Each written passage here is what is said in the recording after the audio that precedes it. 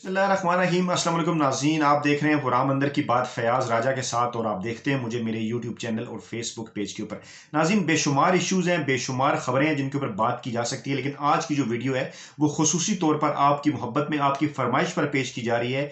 पे दर पे बेशुमार मैसेजेस जो हैं उस हवाले से आए, क्योंकि कुछ गलतफहमियां मीडिया ने फैला रखी हैं, कुछ मुगालते हैं जो मीडिया ने फैला रखे हैं, मेन स्ट्रीम मीडिया ने।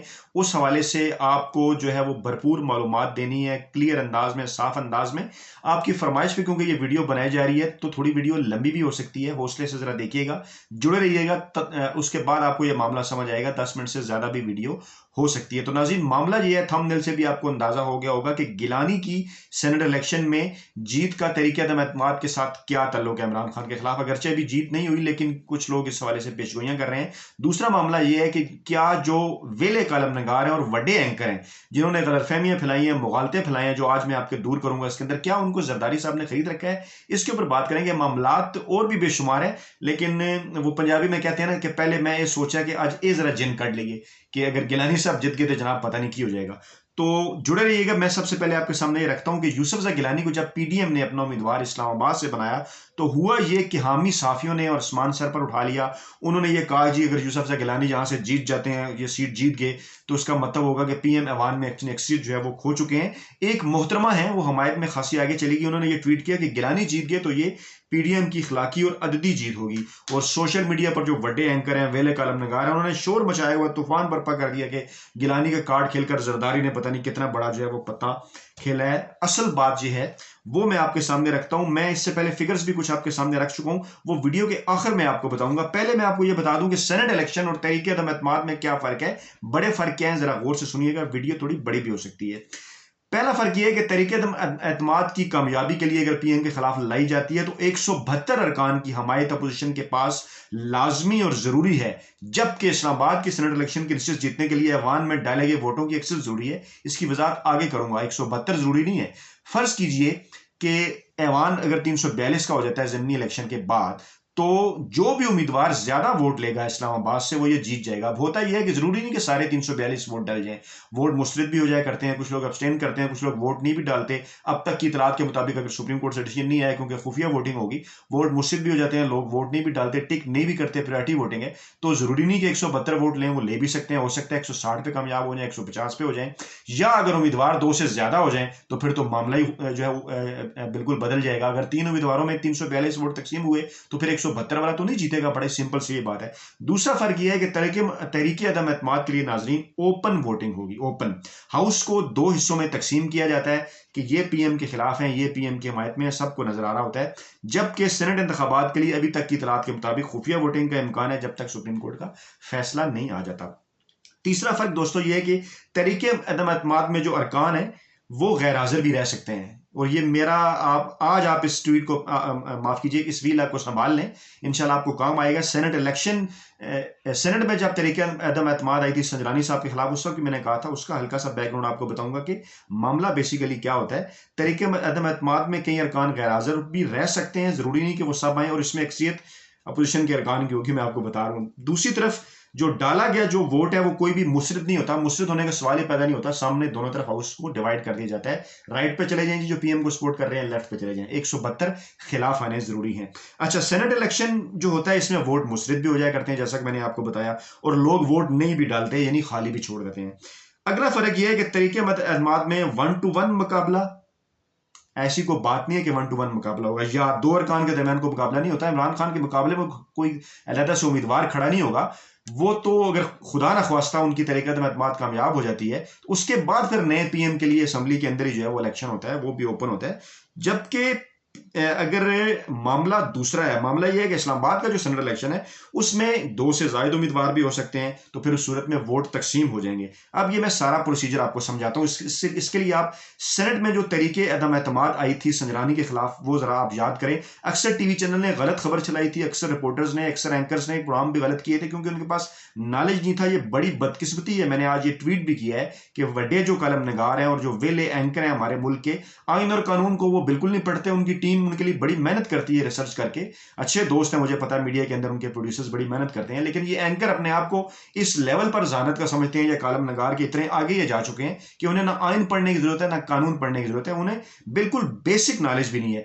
हुआ ये था कि सेनेट अरकान की तादाद है 104। अब संजरानी साहब के खिलाफ आइन ये कहता है कि उस वक्त वो उतर पाएंगे अगर उनके खिलाफ हाउस का टोटल जो हाउस है 104 उसके निस्फ से ज्यादा यानी 53 अरकान अगर उनके खिलाफ वोट देते तो वो उनको हाउस छोड़ना पड़ता, वो जो है वो चेयरमैन सेनेट जो है वो ना रहते। अब हुआ ये कि उस दिन ऐवान में 95 लोग थे, 104 नहीं थे। अपोजिशन के ज्यादातर लोग गायब थे, जो कि पीएम की दफा भी गायब होंगे, मैं पेशगोई कर रहा हूं, उस वक्त भी किसी वजह से गायब हो थे। तो लोग ये समझ रहे थे कि शायद इन 95 में से जो ज्यादा वोट ले गया वो जीत जाएगा। तो ज्यादा वोट उस दिन भी अपोजिशन ने ही लिए थे। अपोजिशन ने संजरानी के खिलाफ 49 वोट लिए थे और उनके हक में 46 आए थे। बाद लोगों ने शोर मचा दिया कि संजरानी उतर गए हैं, लेकिन 49 वोट उनके खिलाफ काफी नहीं थे, उनके खिलाफ 53 वोट चाहिए थे। यही मामला पीएम इमरान खान के हवाले से है कि 173 अरकान लाजमी शो करने होंगे अपोजिशन को, तब कहीं जाकर तरीके एतमाद इमरान खान के खिलाफ होगी और ओपन वोटिंग होगी, सबको नजर आ रहा होगा। इसलिए ये मामला इतना आसान नहीं है और नहीं होने वाला। और सेनेट इलेक्शन तो मामला ही दूसरा है। हो सकता है अगर फर्ज करें जो उम्मीदवार जीता उसके शायद वोट 372 में से 150 हो, शायद 155 हो, शायद 160 हो, 172 भी हो सकते हैं, लेकिन आइडियल सिचुएशन है जब तमाम लोग वोट डालें, कोई भी वोट मुस्तरद ना हो। लेकिन ये दोनों अलग मामले हैं। अब दूसरा मामला नाज़रीन के मुगालते बड़े बड़े पीडीएम को क्या है, पीडीएम के हामी साफियों को क्या है, ये बताना इसलिए भी जरूरी है कि ये मुगालते पहले भी रहे हैं। जब उन्होंने तहरीक चलाने का ऐलान किया, उन्होंने कहा जी हम रिजाइन कर देंगे तो सेनेट इलेक्शन नहीं होंगे। मेरे जो पुराने नाज़रीन सुनने वाले हैं मुझे वो अच्छी तरह ये बात जानते हैं कि हमने 4 माह पहले ही जब एपीसी का इजलास हुआ तो उसी वक्त हमने ये बता दिया था कि मौलाना फजल रहमान ये को बाद में एहसास होगा और कितने बड़े बड़े लोग वहां पे मौजूद हैं लेकिन गलत कर रहे हैं, कतन सेनेट इलेक्शन को वो नहीं रोक पाएंगे अगर वो रिजाइन भी कर देते हैं। वही बात हुई कि लौट के बुद्धू घर को आए, उन्हें सेनेट इलेक्शन में हिस्सा लेना पड़ा। अब मुगालता सबसे पहले ये है कि यूसुफजई गिलानी बासानी जीत जाएंगे सेनेट इलेक्शन। ये मुगालता इसको मुगालता मैं इसलिए कहता हूं ये इतना आसान नहीं है, हरगिज़ आसान नहीं है। मुकाबला हो सकता है कांटे का हो, लेकिन आखिरी जो मेरी कैलकुलेशन है, आखिरी कैलकुलेशन में जो है नेक टू नेक मुकाबले में हफीज शेख जो है वो शिकस्त उनको दे पाएंगे अगर 1 to 1 हुआ। और अगर उम्मीदवार ज्यादा हुए, हो भी सकता है कोई उम्मीदवार ज्यादा, अभी तक इस्लामाबाद से 2 उम्मीदवारों ने कागजात जमा नहीं कराए, डबल फिगर्स में लोग हैं जिन्होंने जमा कराए हैं। तो अगर सब ने कागजात वापस न लिए, हो सकता है कोई आजाद हो, किसी और सियासी जमात का हो, आजाद अरकान भी है, जमात इस्लामी भी उनके साथ नहीं है, काफी और भी इशूज है। इसलिए जरूरी नहीं है कि वो आसानी से ये जीत जाए, मामला इतना आसान। दूसरा मुगालता यह है कि गिलानी जीत गए तो अदम एतमाद कामयाब होगी।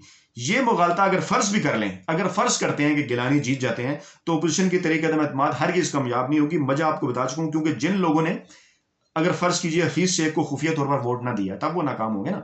फर्ज कीजिए जिन लोगों ने हफीज शेख को खुफिया तौर पर वोट ना दिया वो एलानिया तौर पर इमरान खान को क्यों वोट नहीं देंगे? वजह क्या वजह है? अगर वो एलानिया तौर पे हाउस में सबके सामने इमरान खान को वोट नहीं देंगे, उसकी कोई वजह तो होगी ना। और अगर देंगे तो क्या उनकी कोई सियासी अहमियत उनकी कोई होगी, या उनका सियासी मुस्तकबिल क्या होगा, या ऐसा क्यों, उन्हें क्या सियासी फायदा होगा? माली जो फायदा पहुंचाने की इस वक्त पोजीशन में नहीं है। इदारे जो है इस वक्त बड़े एक्टिव है और कुछ वीडियोस बाद में भी आ सकती है, मैं आपको ये बता रहा हूं। एक और बड़ा मुगालता कि गिलानी की जो जीत है वो पीडीएम की इखलाकी जीत होगी। अब ये भी बाज लोग कह रहे हैं जी इखलाकी जीत होगी। जनाब एक तो वो जीतेंगे नहीं, और अगर वो जीत भी गए तो वो गिलानी की हरगिज़ इखलाकी जीत नहीं होगी, क्योंकि वो हार्स ट्रेडिंग का नतीजा होगी। बड़ी सिंपल सी बात है जनाब, हार्स ट्रेडिंग कहां से इखलाकी जीत होगी? उनके पास लोग ही पूरे नहीं है, अवाम में उनके पास अक्सरियत नहीं है, अक्सरियत पीटीआई और पीटीआई के इत्तेहाद के पास है। तो जनाब अगर गिलानी जीत जाते हैं तो उनकी इखलाकी जीत कैसे होगी? और अगर 156 अरकान रखते हुए भी वो अगर वो जीत जाते हैं तो उनके खिलाफ सुप्रीम कोर्ट भी जाया जा सकता है, इलेक्शन कमीशन भी जा सकता है। अब वीडियो के आखिर में मैं आपके सामने वो फैक्ट्स और फिगर्स रखता हूं, एदाद और शुमार रखता हूं जो मैं गर्चे पहले वीडियो में बता चुका हूं, लेकिन वाजे करने के लिए, वीडियो के आखिर में मैं आपको एक और भी बड़ी अहम चीज बताऊंगा, इसलिए साथ वीडियो के जुड़े रहिए।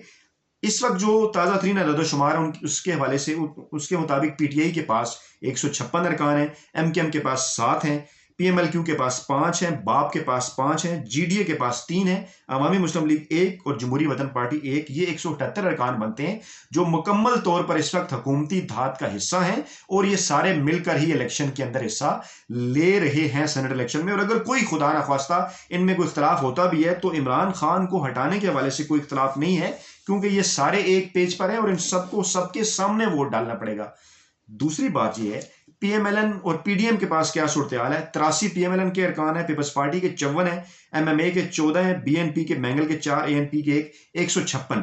पीडीएम के पास 156, पीटीआई इत्तेहाद के पास 178, 22 अरकान का फर्क है। अब वर्स्ट सिचुएशन रख लेते हैं, हम कहते हैं जी खुदा न खास्ता वर्स्ट सिचुएशन पैदा हो जाती है, 3 जो ज़मीनी इंतखाबात हैं वो तीनों जो है वो आप इस तरह थोड़ी देर के लिए सोच लें कि पीडीएम जीत गई है, तो ये जो 3 है शामिल करें, 156 में 159 हो गए।